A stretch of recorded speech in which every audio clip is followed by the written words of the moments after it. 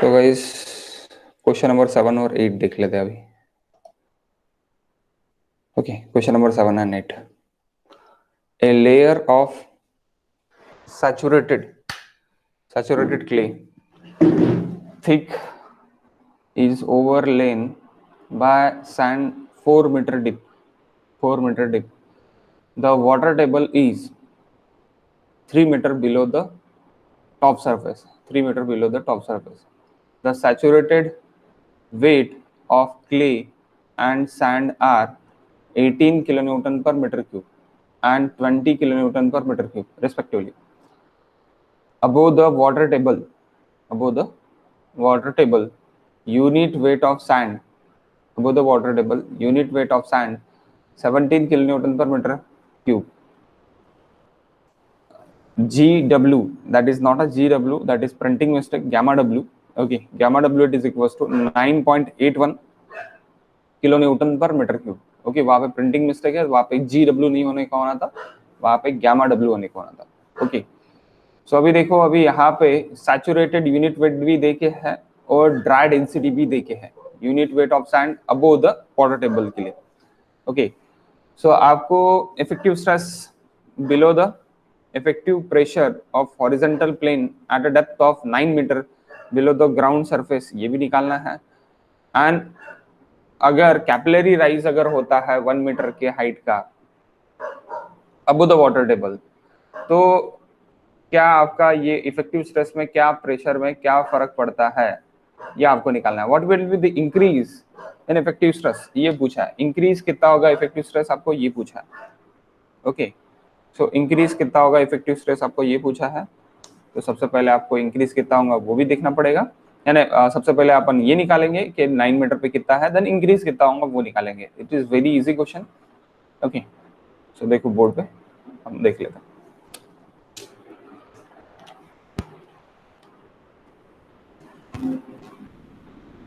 Seven point 4 lecture effective stress.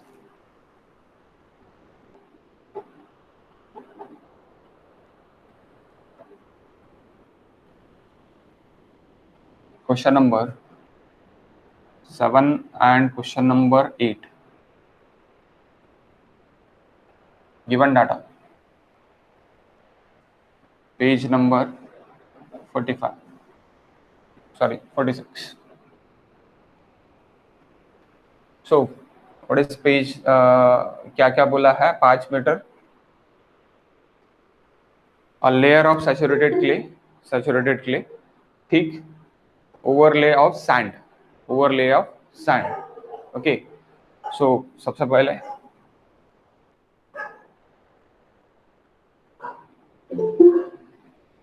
5 metre है. 1 minute guys. Okay, सबसे पहले 5 मीटर है. 5 मीटर है सबसे पहले, 5 metre, and then 4 meter it is sand. That is clay, that is sand. Sand में ये ग्राउंड लेवल है आपका, ग्राउंड लेवल से 3 मीटर बिलो. कितने मीटर बिलो है, 3 मीटर बिलो आपका वाटर लेवल है. वाटर टेबल है 3 मीटर बिलो, यानी यहां से यहां तक कितना होगा, 1 मीटर. ओके, सो 1 मीटर के लिए आपका गैमा सैट है, यहाँ पे गैमा डी है, gamma sat. Okay, both are given. Gamma sat for sand and gamma sat for clay. सबसे पहले क्ले के लिए देखिए, that is 20 kilonewton per meter cube. Here is 18 kilonewton per meter cube and 17 kilonewton per meter cube. Okay, these are the given. We want effective stress at 9 meter. 9 metre पे effective stress मुझे होना है. Okay, so मैं directly effective stress के भी diagram निकाल सकता, और मैं total stress, core pressure and then effective stress इससे भी मैं निकाल सकता। ओके, आपको जो अच्छा लगता है वो आप कर सकते हैं। अब मैं सभी इससे चले जाता, यानी सबसे पहले that is my total stress 17 into 3, ये नीचे तक आया, फिर यहाँ से यहाँ तक आपका 1 मीटर, 18 इंटू 1 यानी 18 रहेगा। हाँ बोलो। गैमा क्ले, हाँ 18 है, 18 kilo gamma saturated clay. Saturated weight of clay and sand are 18 and 20. Okay, sorry.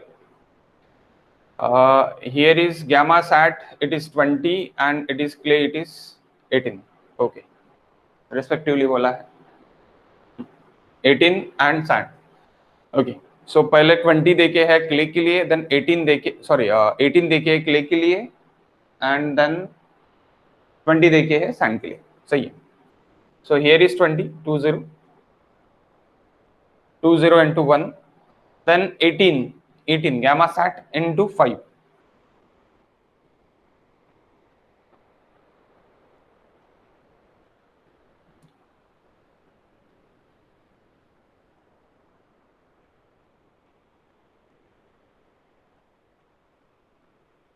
Okay, so 17 into 3 plus 20 plus 18 into 3,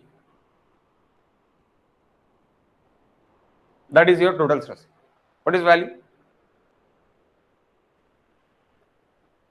Total stress. Then we move for pore pressure. 125. 125. Okay. That 5 plus 1, it is 6. 9.81 into 6 U. 9.81 into 6. Near aboutly? 58.86. Yes, 58.86, 59, near aboutly 59, 58.86.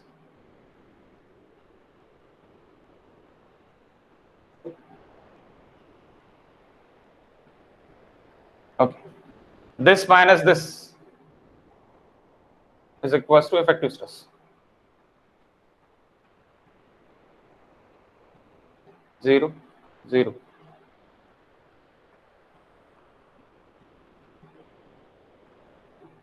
यहाँ पे 17 into 3 ही रहेगा। Okay, the next is, ये minus minus होते आ रहा है,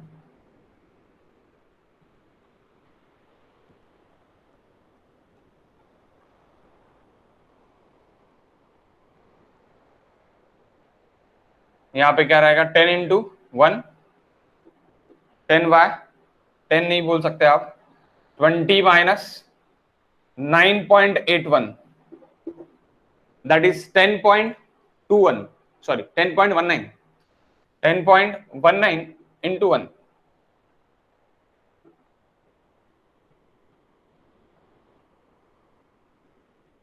because of यहाँ पे आप ये माइनस कर दोगे, यहाँ पे कितना आएगा 9.81 आएगा।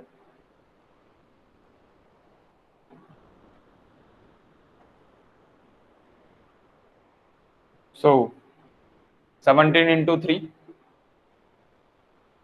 17 into 3 plus 10.19. Yes, 19 plus, here is 18 minus 9.81 into 5, और आप डायरेक्टली 125 और 125 माइनस 58.86 भी कर सकते हैं, बोथ आर द सेम।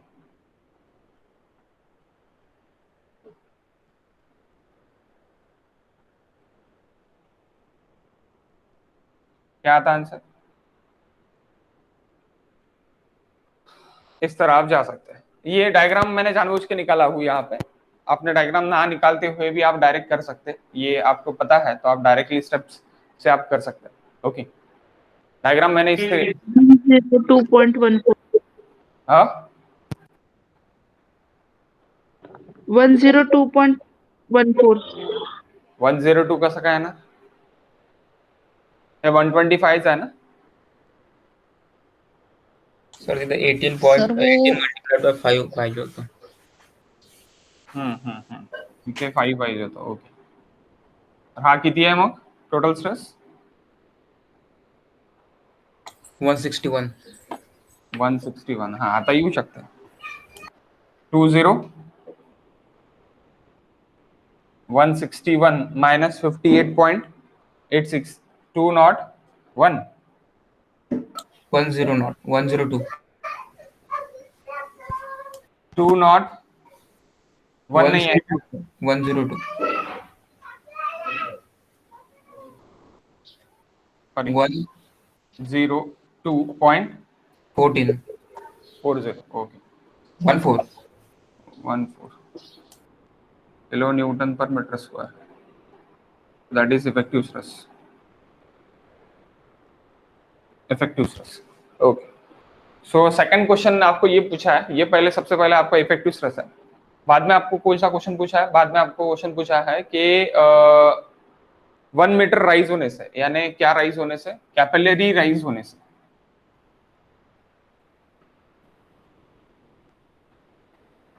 क्या फर्क होगा? तो 1 मीटर कैपिलरी राइज होने से फर्क ये होगा कि ये माइनस में चले जाएगा, ये माइनस में चले जाएगा. माइनस में कितना जाएगा? ये 1 मीटर, तो ये -9.81 बस उत्तर आएगा. तो यहाँ पे फर्क क्या होगा? -9.81 का इफेक्टिव स्ट्रेस में बस इतना फर्क होगा. ओके, +9.81 हो जाएगा यहाँ पे. ओके, +9.81 हो जाएगा. तो ऑब्वियसली है दिस इज नथिंग बट अ 20. यहाँ पे क्या हो जाएगा? यहाँ पे यहाँ से यहाँ तक अभी अगर मैं करूंगा तो ये यहाँ से यहाँ तक कितना हो जाएगा? 17 × 2 हो जाएगा. This is nothing but now ये यहाँ से यहाँ तक टोटली क्या आ रहा मेरा? सैचुरेटेड सॉइल है, that is my saturated soil हो गया. ये कितना हो गया? ये क्या हो गया मेरा? ये मेरा सैचुरेटेड सॉइल हो गया. क्यों सैचुरेटेड सॉइल हो गया? कैपिलरी मेरा ऊपर जा रहा है, तो ये भी गामा सैट में आ गया मेरा. तो अभी मेरा यहाँ से यहाँ तक अगर मैं देखूंगा तो 20 माइनस 9.81 × 1, ये पूरा का पूरा होगा. ओके, अभी यहाँ पे जो भी है मेरा ये टोटल स्ट्रेस मेरा यहाँ पे आएगा. तो टोटल स्ट्रेस की वैल्यू अगर मैं देखता, यानी इफेक्टिव स्ट्रेस की वैल्यू और टोटल स्ट्रेस की वैल्यू, टोटल स्ट्रेस में कोई चेंजेस नहीं. टोटल स्ट्रेस में यहाँ पे चेंजेस आएंगे 17 × 3 के जगह 17 × 2 रहेगा.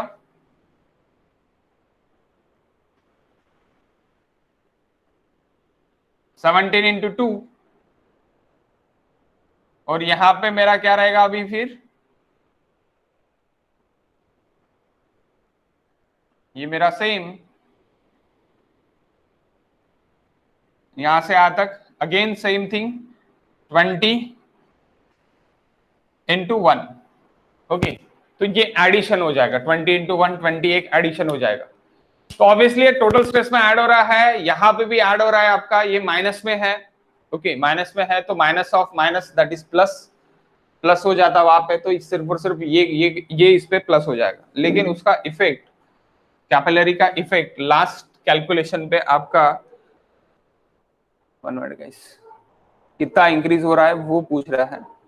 तो अपन थोड़ा मैथमेटिकली देखते हैं, मैथमेटिकली देखेंगे तो आपको जल्दी समझ में आ जाएगा. Okay 1 minute.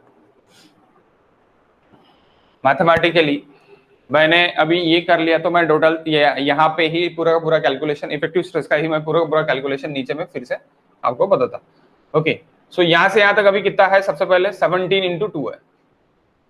Okay, effective stress 17 × 2 plus 20.20 minus 9.81 into 1 है। क्यू 20 आ गया क्योंकि सैचुरेटेड आ गया, इसलिए अगेन ये वाला आया है मेरा, ये कितना आया है प्लस 20.20 माइनस 9.81 इंटू 1। तो मैं इसको डायरेक्टली 2 लिख सकता था, लेकिन मैंने जैसी कि वैसी रखा।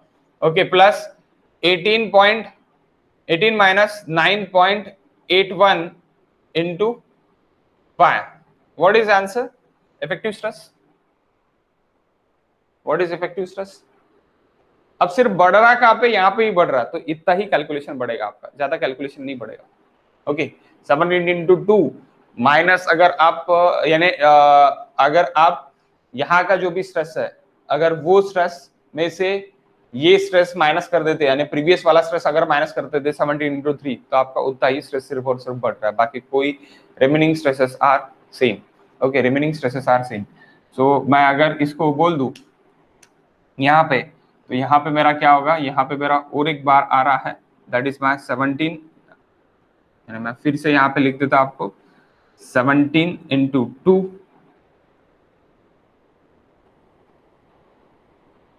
प्लस ये वाला बार इसके लिए, तो ये टोटल हो गया 20 माइनस 9.81 इंटू 2, ये 1 प्लस ये 1। ओके, और ये लास्ट वाला plus 18 minus 9.81 into 5। How much? यहां से भी कर सकते हैं आप और यहां से भी कर सकते हैं। अगर कैपिलरी राइज हुआ तो कितना इफेक्टिव स्ट्रेस चेंज हो रहा, वो मुझे निकालना है। तो सबसे पहले इफेक्टिव स्ट्रेस निकालना पड़ेगा। Okay, what is effective stress now? What is effective stress now?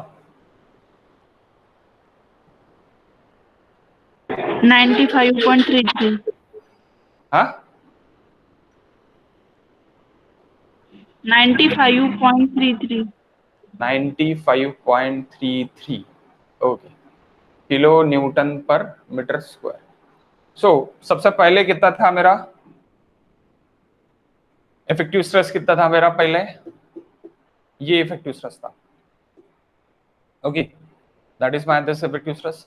So initial effective stress ये मैं पकड़ सकता after, that is my before. So what is the change in effective stress? Decrease in effective stress बोल सकते हैं मैं। After minus, कभी भी अगर आपको इंक्रीज या फिर डिक्रीज निकालना है तो आफ्टर माइनस बिफोर करो तो आपको पता चल जाएगा। बिफोर मेरा 102 था, आफ्टर मेरा कितना हो गया? 95 हो गया, यानी क्या हो गया? डिक्रीज हो गया। So it is decrease, so it is decrease. So how much decrease?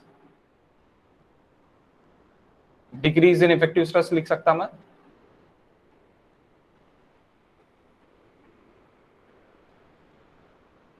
Decrease in effective stress,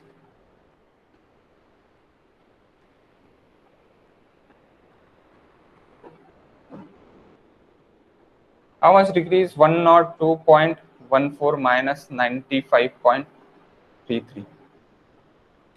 How much it is decrease?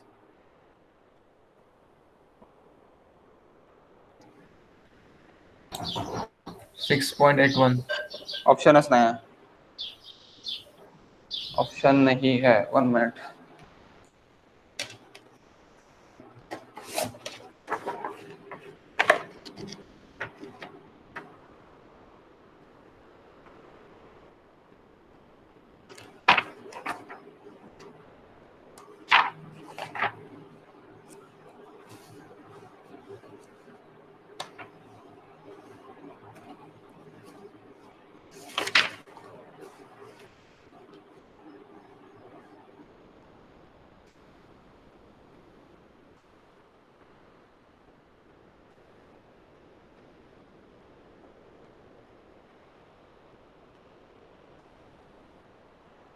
ఇది కూడా ఏవుతా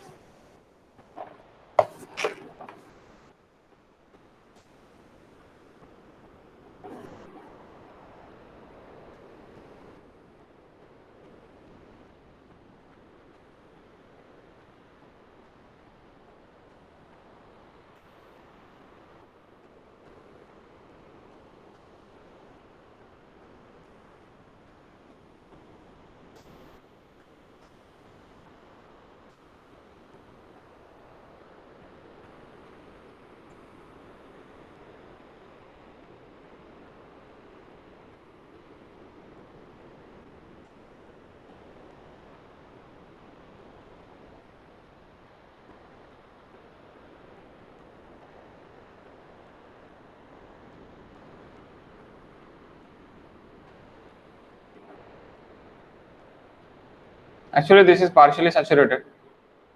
So at time of partially saturated we do not negative to this 20, यानी 20 minus 9.81 आपको नहीं करना पड़ेगा. So how much this 20 minus 9.81 अगर मैंने नहीं किया, यहाँ पे 20 ही रहने दिया, तो कितना निकलेगा? यानी ये मेरा 9.81 नहीं रहेगा, माइनस नहीं रहेगा, due to partially saturated.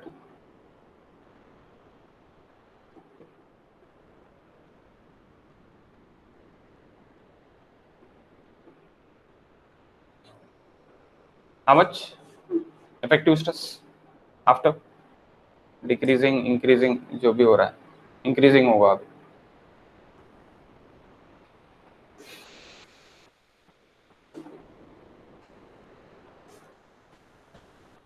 How much now?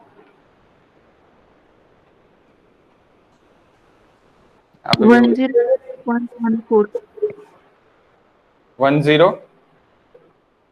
105.14. Yes, 105.14. Yes, exactly. So आप यहाँ पे याद रखना, कैपिलरी राइज अगर होगा तो मुझे गामा डैश नहीं लेना है, गामा सैट ही लेना है इफेक्टिव स्ट्रेस में. ओके, इफेक्टिव स्ट्रेस में मेरा क्या आएगा, यहाँ पे मेरा ये जो पोर्शन है, यानी ये पोर्शन के लिए मेरा गामा पार्शली सैचुरेटेड ही आएगा, यानी सैचुरेटेड डेंसिटी ही आएगी, बल्क डेंसिटी यानी सॉरी डैश गामा सैट मेरा नहीं आएगा, यानी गामा डैश नहीं आएगा.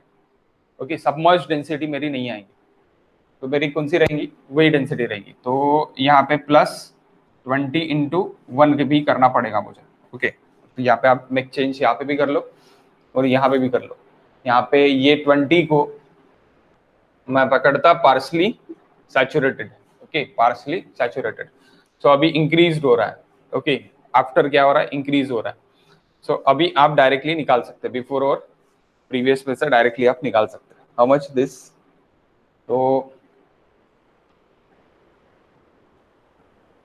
और मैं और एक तरीके से आपको निकाल के देता, टोटल स्ट्रेस और कोर प्रेशर से भी आपको मैं निकाल के देता. Okay, that is nothing but before minus after. तो आफ्टर माइनस बिफोर रहेगा अभी increase in effective stress.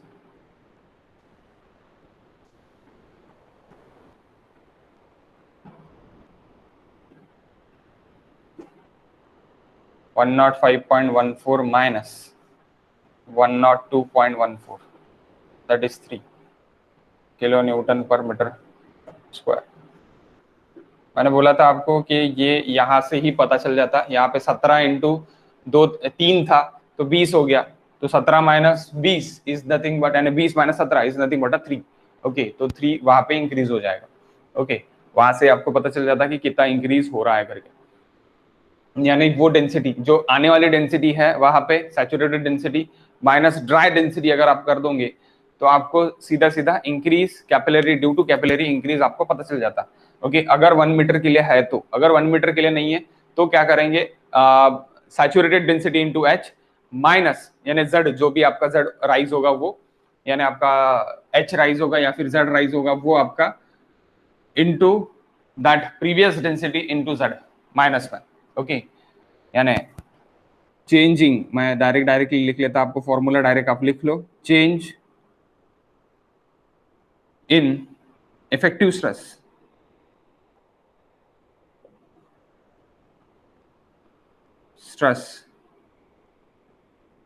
Due to capillary rise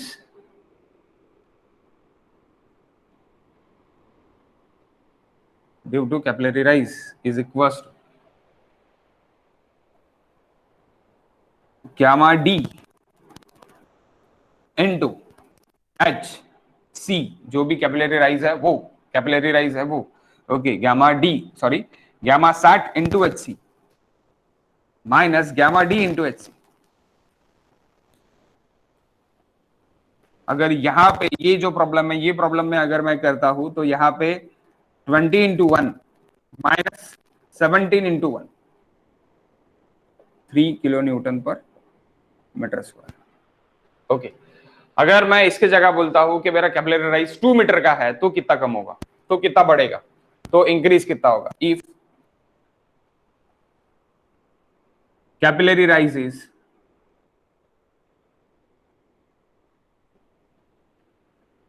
2 meter, then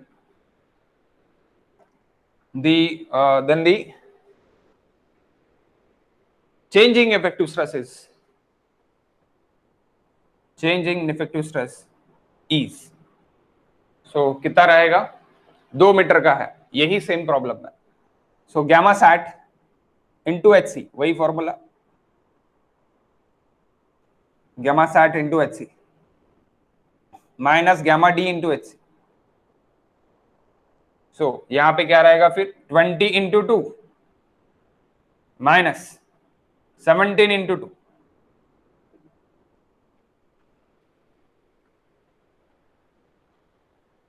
6 metre, 6 kilo newton per metre square. Okay, इतना आपका चेंजिंग स्ट्रेस रहेगा. और एक तरीके से अपन निकाल सकते हैं, कैसे निकाल सकते हैं, अगेन 1 मिनट. और एक तरीका कौन सा है, कैन आई रेज दिस, ये आपका लिख के हो गया होगा तो मुझे बता दो.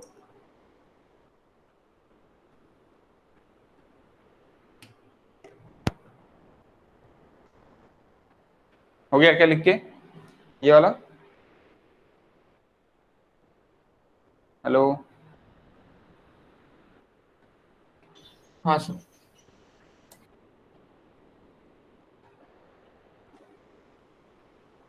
और एक तरीका कौन सा है, total stress minus pore pressure. We can also solve this. Okay,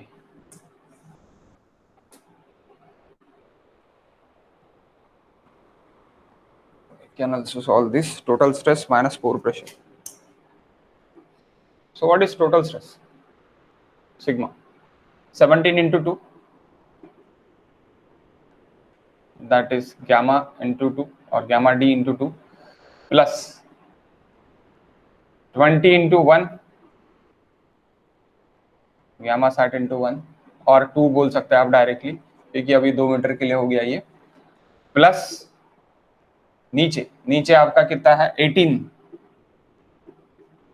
into 5. Total stress is increase. Pore pressure में कैपिलरी में डू नॉट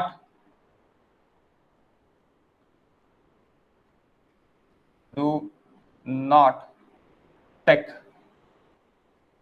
इन कैलकुलेशन. क्यों कैलकुलेशन में नहीं लेंगे, क्योंकि आपको यहां से अगर मैं देख रहा तो ये मेरा जो नीचे मेरा जहां पे मुझे 9 मीटर पे निकालना है, तो नीचे मेरा पोर प्रेशर कितना है, नीचे मेरा पोर प्रेशर इतना ही है. Pore pressure at 9 metre below the ground level.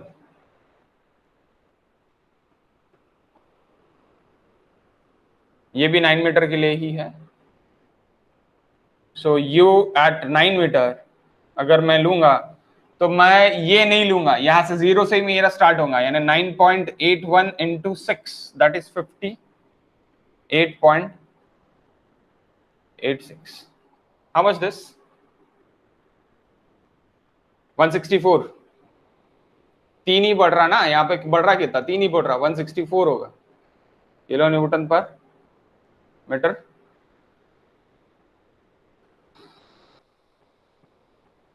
Okay, 164. So how much this sigma dash 105 निकला था ना अभी अपना, है ना, 164 माइनस 58.86 105.14.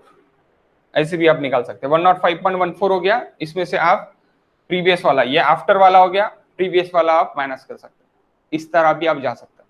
ओके, लेकिन आपको क्या ये वाला नहीं, तो आप बोलोगे सर ये ट्रायंगल माइनस करके अपन यानी कैंसिल कर सकते नहीं, यानी आप क्या कर दोगे, यहाँ पे 9.81 इंटू 5 कर दोगे तो वो गलत हो जाएगा. उस तरह आपको नहीं करना है. यहाँ पे जो भी आपका स्ट्रेस रहेगा, यहाँ पे 0 से लेके यहाँ तक मेरा स्ट्रेस कितना है, अभी 6 मीटर का स्ट्रेस आ रहा है. वर्टिकल स्ट्रेस मेरा कितना आ रहा है, यहाँ पे फिर vertical water stress, okay, vertical water stress यार, पोर वर्टिकल वाटर प्रेशर भी आप बोल सकते हैं इसको, पोर वर्टिकल वाटर प्रेशर भी बोल सकते हैं। तो यहां से 0 से लेके 6 तक है ना, 0 से लेके 6 तक है, तो यही रहेगा 9.81 इंटू 6 ही रहेगा, वो उसमें कोई चेंजेस नहीं होगा, ओके। हाँ, अगेन वन एडिशनल क्वेश्चन लिखो, additional question, calculate effective stress 2.6 metre below the ground level after capillary rise 1 metre, okay, after capillary rise 1 metre, after capillary rise 1 metre, okay, after capillary rise 1 meter, after capillary rise 1 meter, okay. Additional question guys, what additional question? Calculate effective stress at 2.6 meter, at 2.6 meter, 2.6 meter below the ground level after capillary rise 1 meter, after capillary rise 1 meter, okay, above the water table, above the water table, okay. So मैं फिर से ये redraw करता हूँ, कचरा बहुत हो गया है।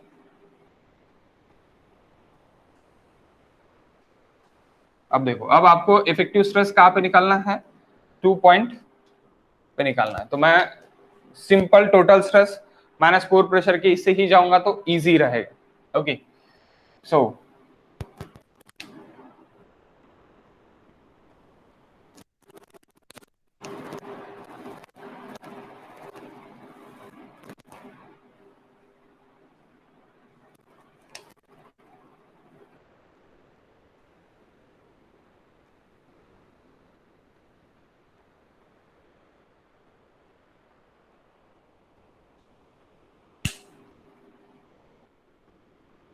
टू 2.6 मीटर पे बोला है, तो पहले 2 मीटर पे 17 into 2,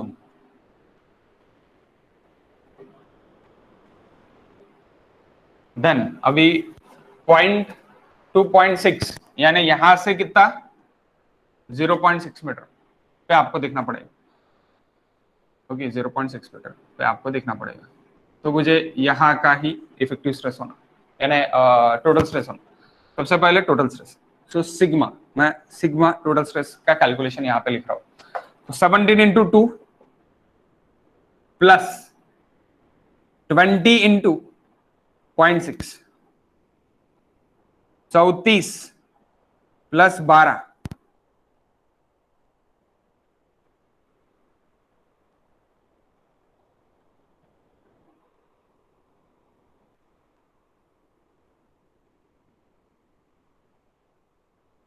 okay. Then we move for pore pressure. यहां पे मेरा स्ट्रेस, टोटल स्ट्रेस मेरा 46 है, ओके, क्योंकि ये मेरा कितना हो गया फिर 12,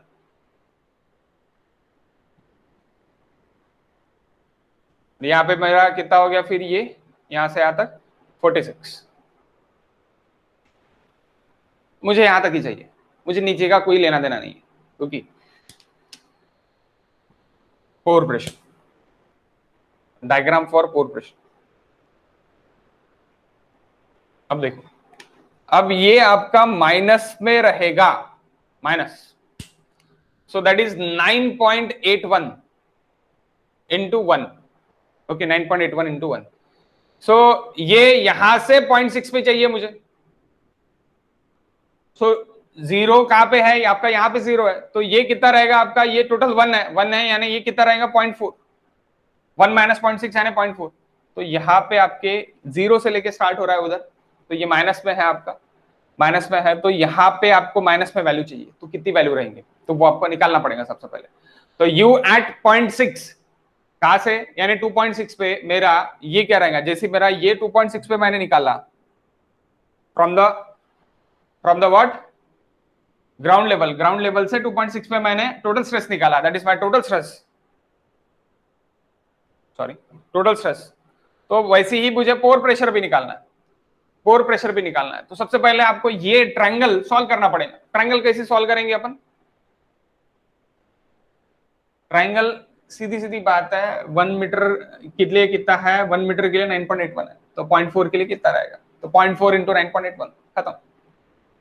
या फिर आप सिमिलर ट्रायंगल मेथड से भी जा सकते हो, उसको कोई दिक्कत नहीं, मैं सिमिलर ट्रायंगल मेथड से ही गया हूँ। ओके, तो आप सिमिलर ट्रायंगल मेथड से भी जा सकते हैं। कैसे सिमिलर ट्रायंगल मेथड होगा? That is 9.81 for 1 metre, so x for 0.4 metre, तो 0.4 इंटू x के लिए क्या हो जाएगा, ये x के लिए, या फिर y के लिए, y आप पकड़ो, y नहीं, that is x, x it is equals to 9.81 into 0.4, 3 point, how much guys? 3 point minus में रहेंगी वैल्यू, माइनस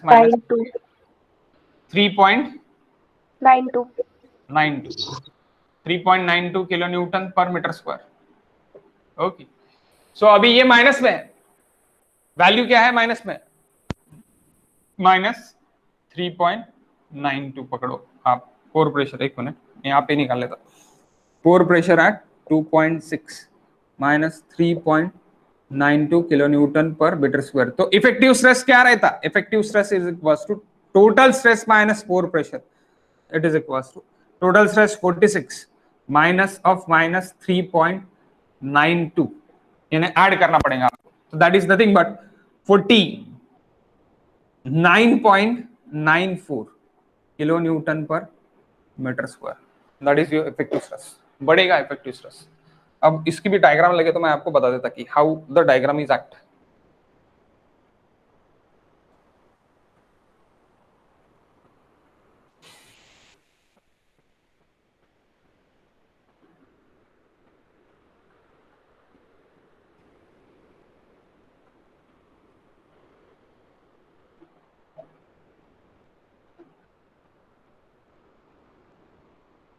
सत्रह इंटू 2 ही रहेगा यहाँ पे, फिर यहां से ये 9.81 बढ़ा है,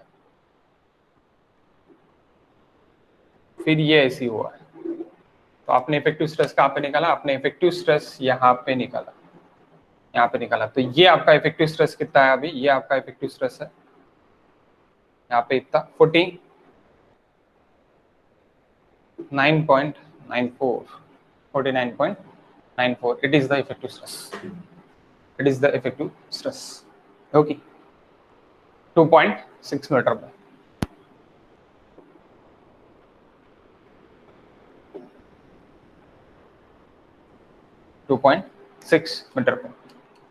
ओके, गॉट इट, समझा क्या ये इफेक्ट सिर्फ और सिर्फ कैपिलरी के इसमें अगर आप निकाल रहे हो इफेक्टिव स्ट्रेस, तभी वो इफेक्टिव स्ट्रेस यानी तभी वो पोर प्रेशर लेंगे। उसके नीचे अगर आप निकाल रहे हो, do not take again one additional question, find effective stress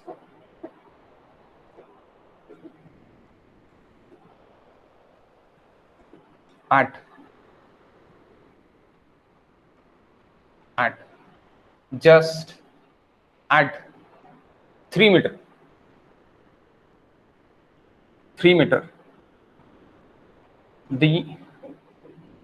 below the ground level, 3 metre below the ground level, 3 metre पे चाहिए मुझे इफेक्टिव स्ट्रेस कितने मीटर पे चाहिए, 3 मीटर पे चाहिए। वन कैपिलरी राइज,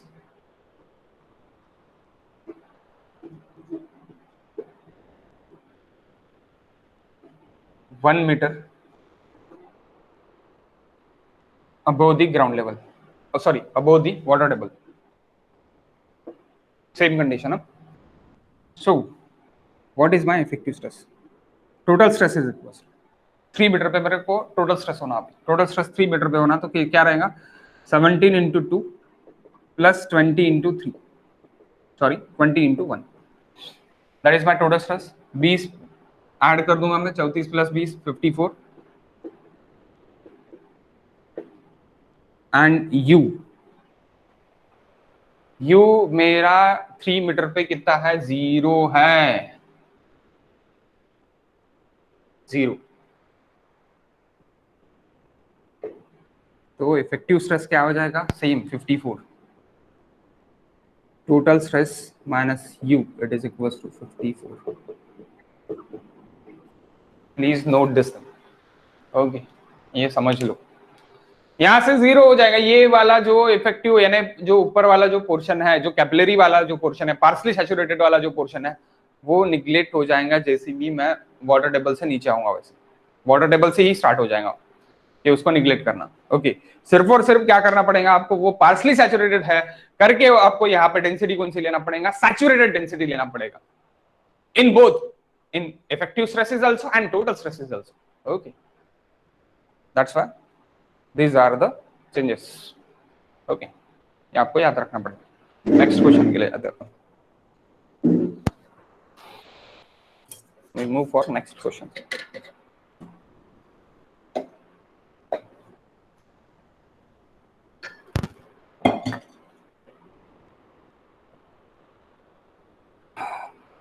सर हाँ बोल।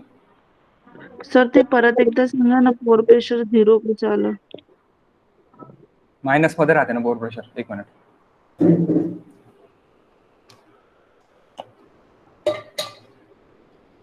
3 मीटरवर पोर प्रेशर काय आहे इथे 0 आहे ना, इथून 3 मीटरवर काय आहे 0 आहे ना, हा 3 मीटर आहे ना तुझा। सो 3 मीटरवर पोर प्रेशर काय आहे तुझं 0 आहे, कारण की तुझं पोर प्रेशर काय चाललेलं आहे, उलट चाललेलं आहे, इकडे निगेटिव्हला चाललेलं आहे। 2 मीटरवर पोर प्रेशर काय आहे तुझं, इथे 9.81 आहे।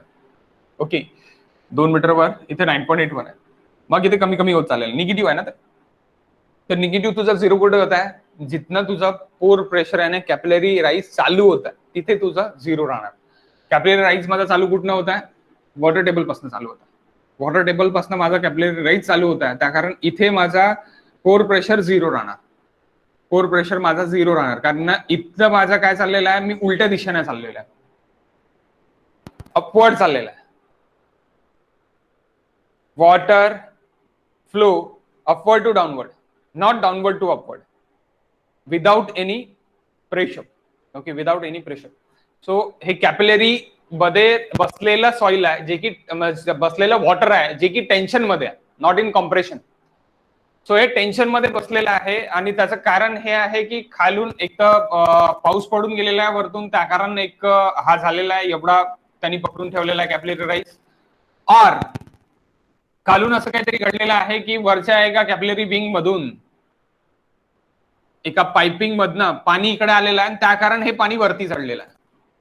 ओके, त्या कारण कोणतरी एक कारण राहू शकते, एक तर पाइपिंग मधनं पाणी येऊ शकते खाली, त्या कारण ते पाणी वरती चढलेलं असू शकते, otherwise just before a rain, ही पण एक कंडिशन राहू शकते की जस्ट बिफोर अ रेन ते पाणी वरती चढलेलं राहू शकते, आणि ते पाणी वरती चढलेलं आहे म्हणजे ते पाणी कधी ना कधी खाली उतरणार आहे। सो पानी जब आपका अपोजिट द ग्रेविटी जब भी फ्लो करेगा, अपोजिट टू ग्रेविटी जब भी फ्लो करेगा, that is negative flow, that is negative flow, और we can say negative pressure. So negative pressure जब मैं बोलूंगा तो वो नेगेटिव प्रेशर मेरा कहां तक रहेगा, जब जहां तक मेरा वाटर टेबल है वहां तक। So that is my water table, it is only in soil, don't do it in fluid. Okay, fluid में अब प्रेशर फ्लो रहता है और एक ग्रेविटी फ्लो रहता है, तो दो फ्लो के हिसाब से अपन जाते हैं, और यहाँ पे जो भी ले रहे हैं हम वो ग्रेविटी फ्लो के हिसाब से ले रहे हैं, not in pressure flow. Pressure flow में तो अपन अपोजिट में ही चढ़ाते हैं, अपने टैंक में अपोजिट में ही जाता है पानी।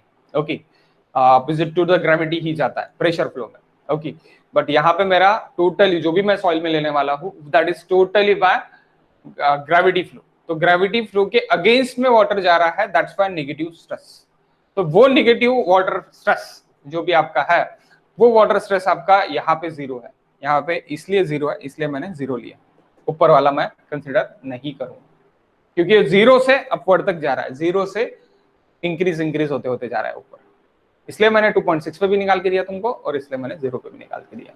ओके, तो उसका इफेक्ट सिर्फ और सिर्फ कैपिलरी रिंग तक ही रहेगा, ये जो पोर प्रेशर का इफेक्ट है। अगर मैंने जैसे मैंने अभी लास्ट क्वेश्चन में आपको बोला कि पोर प्रेशर एट 9 मीटर आपका कितना रहेगा, यहाँ पे बिलो द वाटर टेबल, यहाँ पे 6 इंटू 9.81, लास्ट क्वेश्चन में मैंने आपको ये बताया। तो मैंने ऊपर वाला क्यों नहीं लिया, माइनस क्यों नहीं लिया मैंने, वो इफेक्ट ही नहीं देगा नीचे, यहां से लेके यहां तक का ही इफेक्ट मुझे लेना पड़ेगा। ये सिर्फ और सिर्फ अगर मैं इसके जोन में हूं तो ही मैं इसको कंसिडर करूंगा, otherwise neglected, otherwise neglected. Got it, समझा अभी?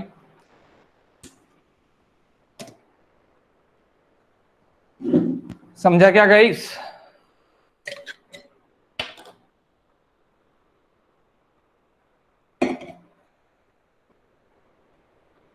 ओके, एज्यूम्शन करता मैं कि आपको समझ गया करके।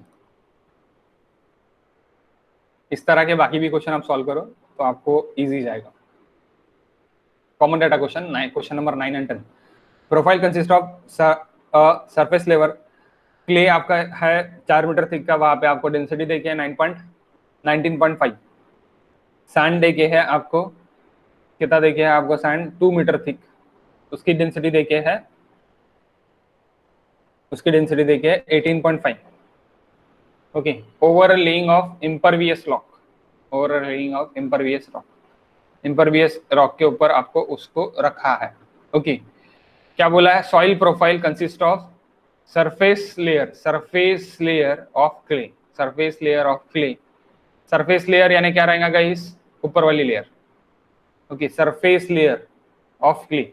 Okay, 4 metre thick. अब सैंड, ओवर सैंड किसके ऊपर है? इम्परवियस रॉक के ऊपर।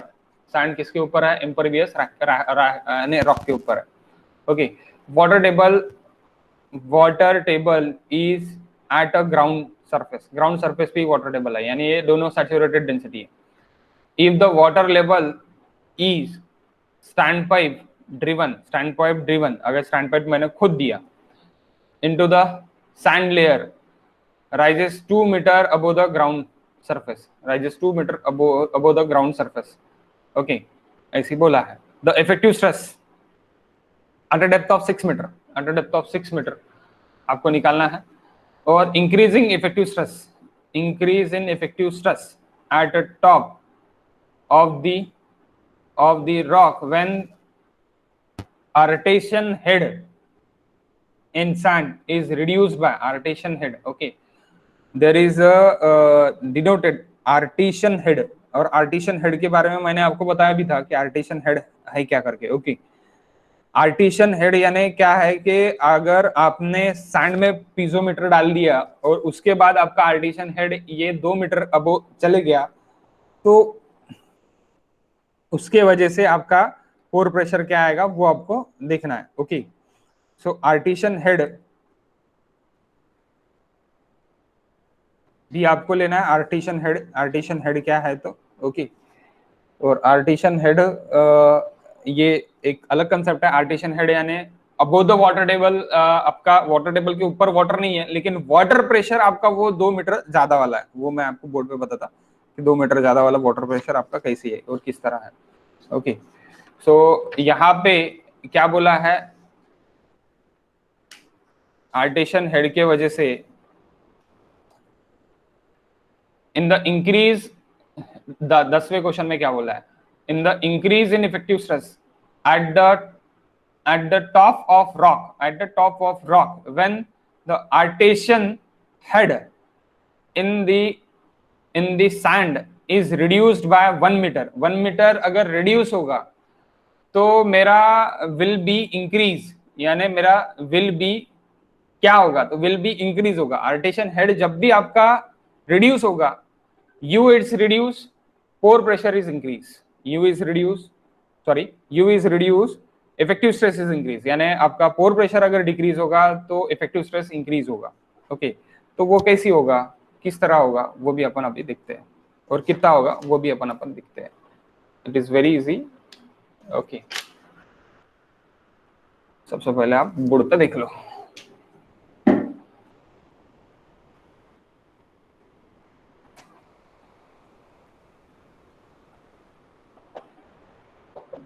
Question number 9, 10।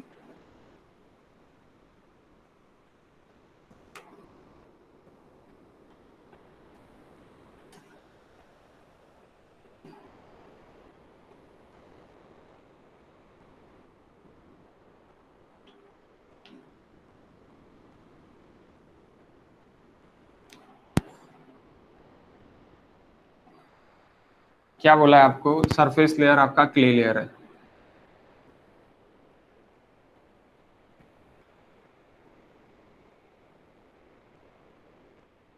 ये 4 मीटर थिक है, इसके नीचे आपका सैंड है। क्योंकि वो ये ओवरलेड है इम्परवियस रॉक से।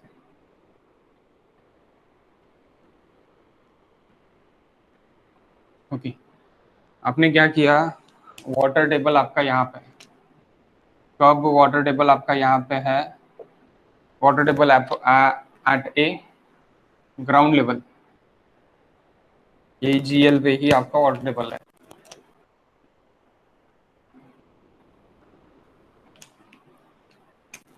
जब मैंने पीजोमीटर यहाँ पर यहाँ तक इंसर्ट किया, मुझे पानी की लेवल सिर्फ और सिर्फ यहाँ तक दिख रही। जब मैंने पीजोमीटर सैंड में इंसर्ट किया एट ए रॉक के टाइप, तब मुझे मेरा आर्टेशन हेड मिला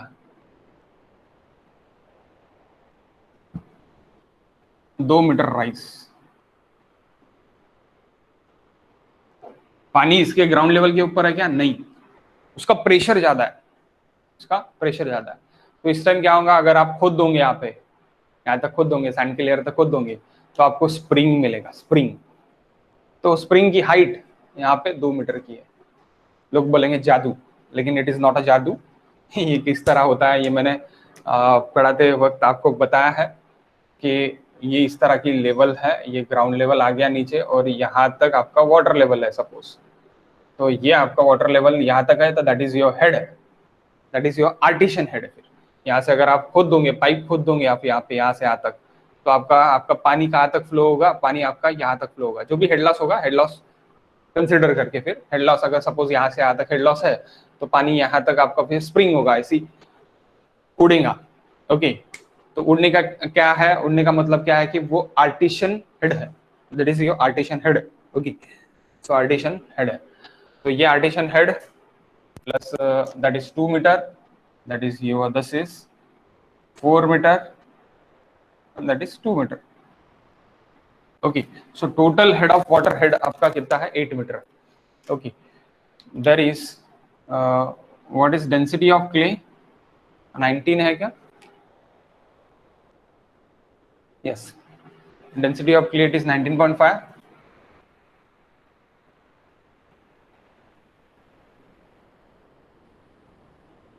and here is 18.5 gamma sat, 18.5. So total stress, it is equals 19.5 into 4 plus 18.5 into 2, 4 pressure, 10 into gamma w into 2 plus 4 plus 2, that is 8, 80.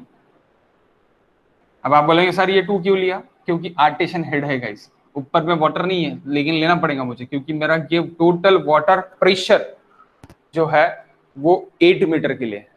Okay, इस तरह का उड़ रहा है, तो वो आपको लेना ही पड़ेगा, कंसिडर करना पड़ेगा। Okay, what is this total stress? Then we move for core pressure, that is total stress and gamma sat clay के लिए, that is gamma sat sand के लिए।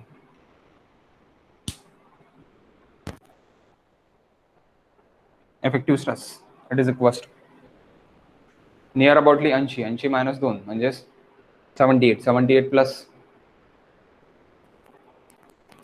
115 मायनस 80 35 35 मीटर स्क्वायर।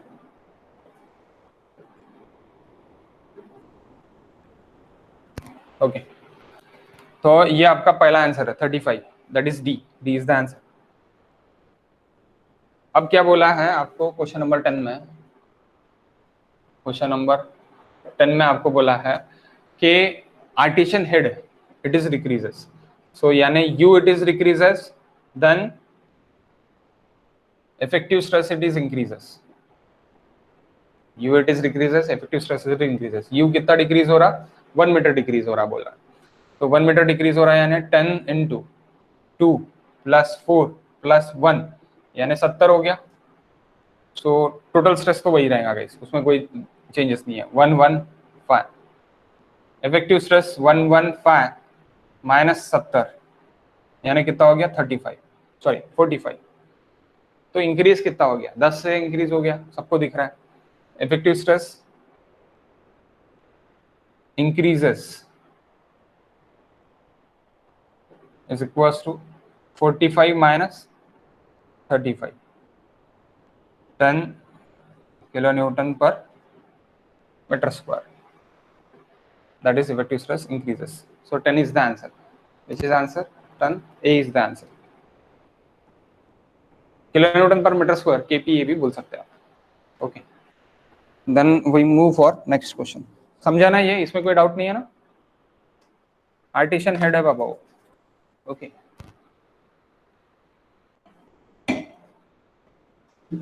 और आपका पाइप जब सैंड में जाएगा तभी होगा। आर्टिशियन हेड कहाँ पे है? सैंड में है।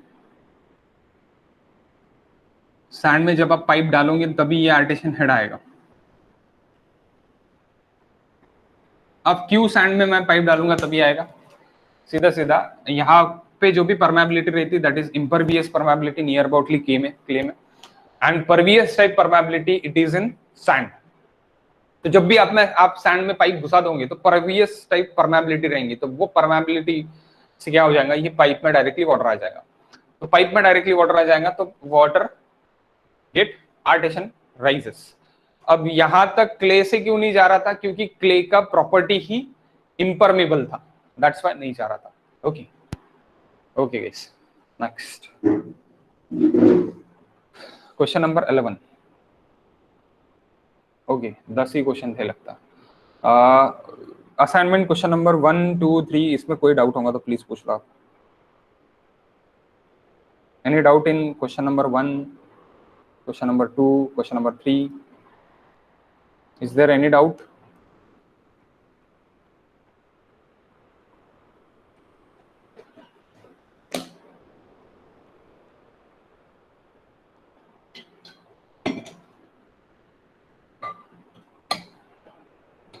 Please answer me.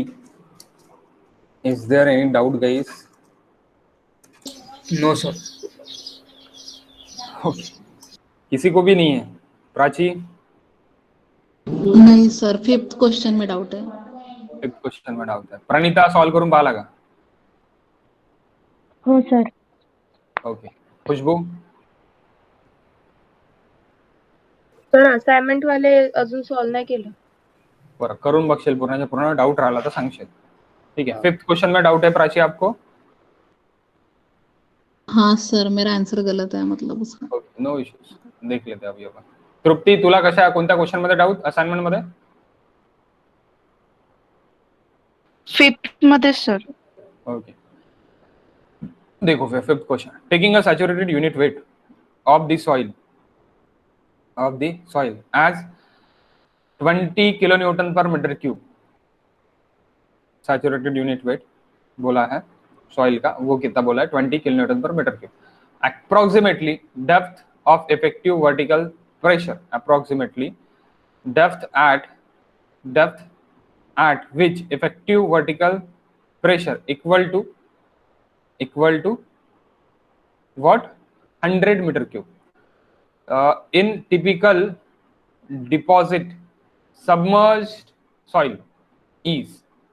अरे यार ये क्वेश्चन नहीं आया सब तुमको?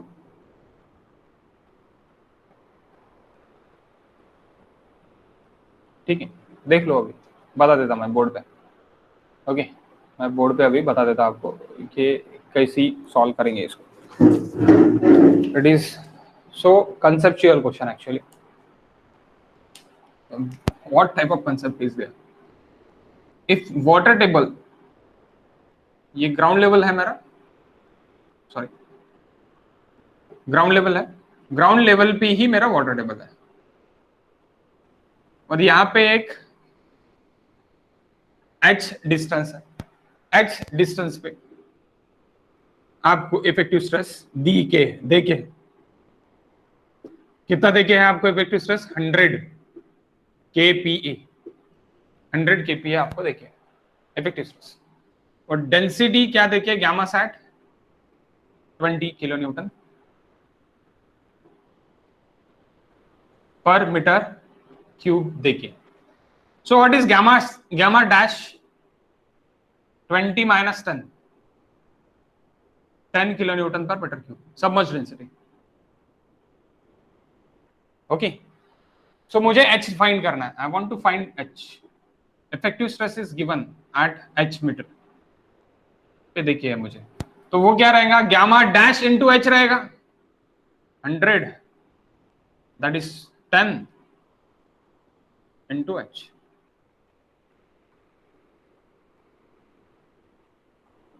H is equals to 10 metre.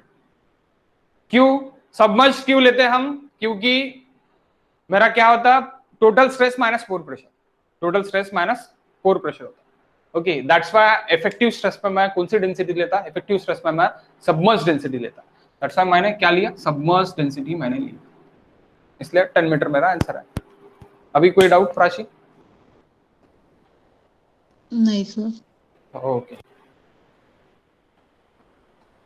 Any other question from previous year? Rahul, previous year GATE question में कोई डाउट? नाही सर। परमेबिलिटीचे पण सॉल्व केले प्रीवियस ईयर गेट क्वेश्चन, त्याच्यामध्ये काही डाउट? नाही सर। ओके, नाइस, ठीक है, फिर मिलते हैं कल tomorrow morning 6:30 PM 6:30 AM। Okay, कल 6:30 को मिलेंगे। आज ठीक है 7:30 को मिले हम, कल 6:30 को मिलेंगे हम। ओके, और आज आपको 1 मिनट गाइस, लीव मत करो। आज आप